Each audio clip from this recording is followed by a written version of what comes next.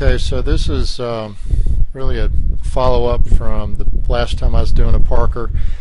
I showed a process in the reassembling the spring, the firing pin, and there's a spring in here and the compression on this. So this is really an updated revision on really the best approach to reassembling this. Now remember that this firing pin, this is actually a Parker SC trap that I was lucky enough to get this at Gander Mountain is where I got this. But this is a Parker SC trap, same concept with all the Parkers.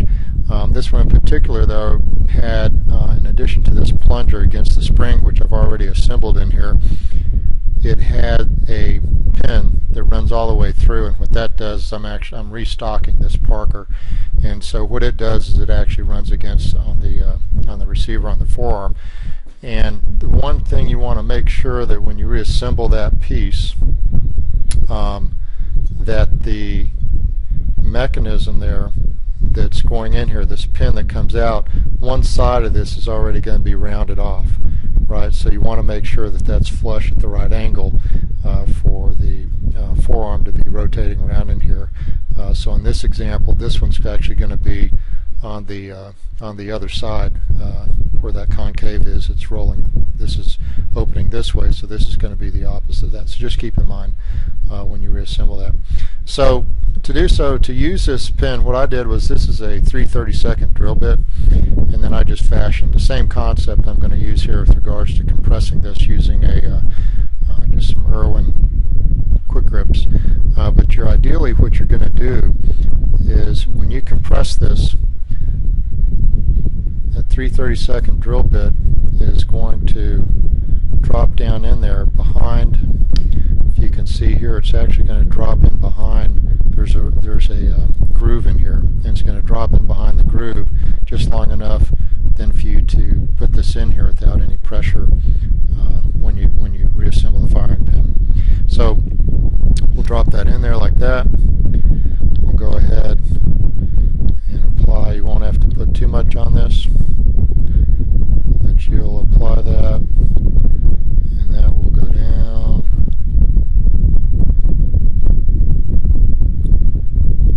Until it drops into place. Okay, so that's holding that into place. So now what you're going to do is we're going to go ahead, and of course I use lithium grease on all of my reassembly here. Make sure there's plenty of lithium grease on that.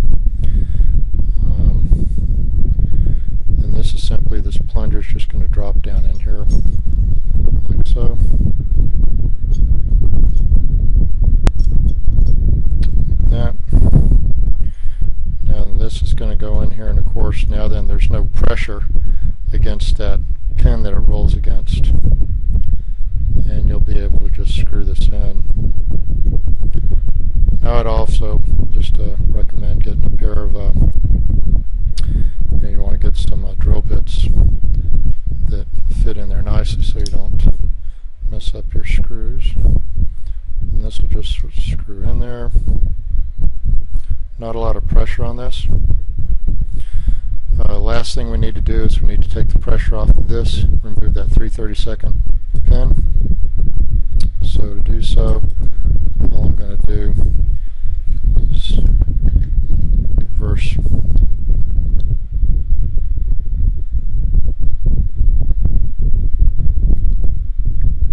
Okay, take the pin out. And now then you've removed the pressure on this, and now then you've got your firing pin in here. That's pretty much all there is to it.